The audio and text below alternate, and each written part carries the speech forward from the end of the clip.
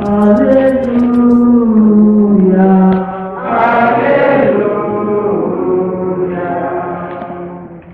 The Son of Man came not to be served, but to serve, and to give his life as a ransom for many. Hallelujah, hallelujah,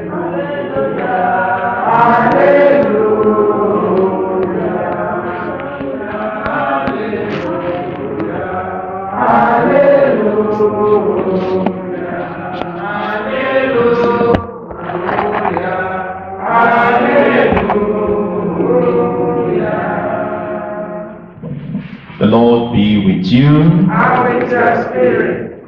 A reading from the Holy Gospel according to Matthew. Glory to you, Lord. At that time, the disciples came to Jesus saying, "Who is the greatest in the kingdom of heaven?" And calling to him a child, he put him in the midst of them and said, "Truly I say to you, unless you turn and become like children, you will never enter the kingdom of heaven.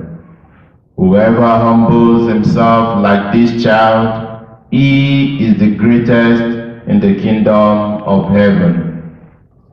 Whoever receives one such child in my name receives me. See that you do not despise one of these little ones, for I tell you that in heaven their angels always behold the face of my Father who is in heaven." The Gospel of the Lord. Praise to you, Lord Jesus Christ.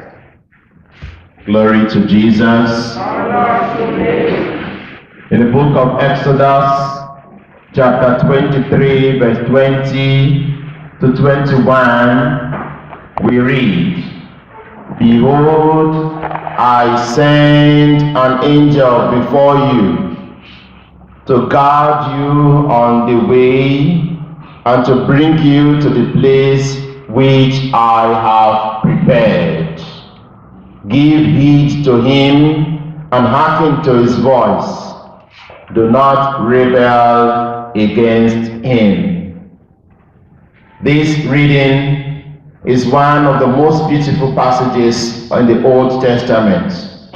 God assures his chosen nation, and we ourselves too, who share in that same heritage of the people of old, that he will send his angels before us to guard us and prevent us from danger until we arrive at our destination. Dear friends in Christ, the question before us this morning is, are we aware of the existence and the power of our guardian angels? You know, while studying African traditional religion in school, I came across the concept of the chi amongst the Igbo people, but other tribes, other African tribes, they also have their own word for it. It simply means a personal God that is assigned to you. And the Christian concept of the guardian angels is very different from that concept of chi, in the sense that while the chi is like a god that needs to be worshipped, if you don't worship your chi, as in if you don't give food to your chi, as the case is, your chi will die. It will no longer be functioning. But the guardian angels, they are not gods to be worshipped. Rather, they are messengers from God. And the guardian angels are with you. Whether or not you are aware of their existence, they continue to work for you.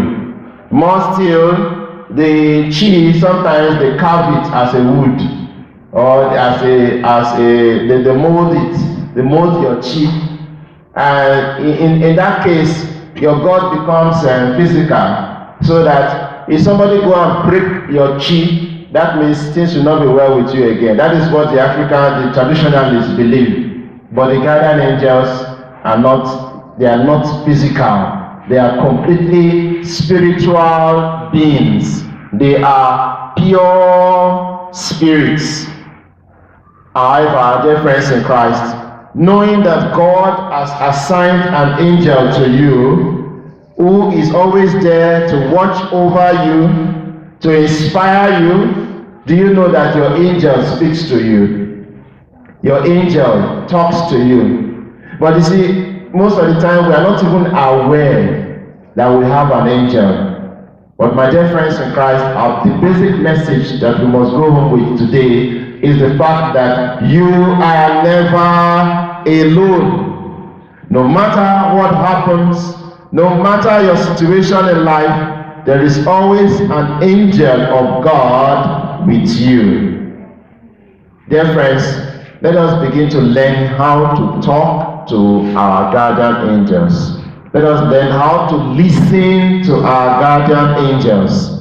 In Exodus chapter 23, from that same 21 to 22, we read, God told the people that they are to listen attentively. He says, give heed to him and listen to his voice.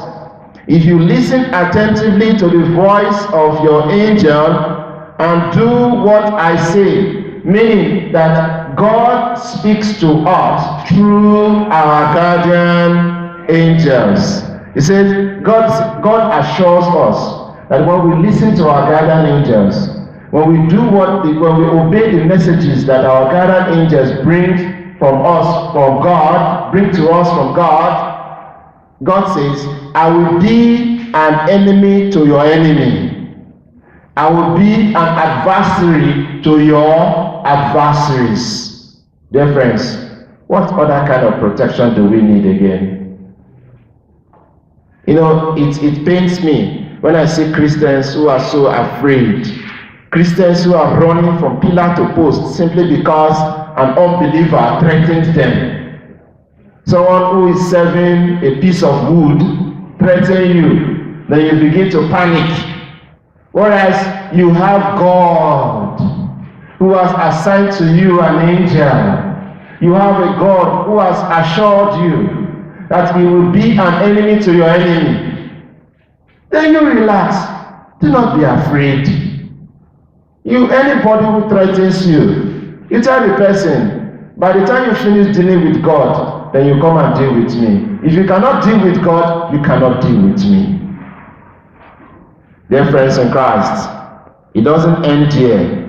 There are also consequences for refusing to listen to the voice of our guardian angels. God says, do not rebel against him, for he will not pardon your transgressions. Let me give you an example of this. Have you ever embarked on a journey before, and that very morning that you were about to go on the journey, you just didn't feel like going at all? You didn't just want to go. You know, at the end of the day, you find yourself saying, I said it. I didn't want to go. Now see what has happened. You see, dear friends in Christ, our guardian angels, they protect us in two ways. Number one, either they warn us ahead of danger, or they go ahead and battle for us to remove that danger. The fact that we have angels who are always working for our good should make us to know that God truly cares for us. God cares for us. In our gospel passage, Jesus Christ says, for I tell you that in heaven their angels always behold the face of my Father in heaven. May we remain assured of the protection and guidance of our angels. May we never allow fear and doubt to cloud our mind. May we realize that the only protection that we can ever get and seek in life is the protection that comes from God. And God is already protecting us. May God bless His words in our hearts. Amen.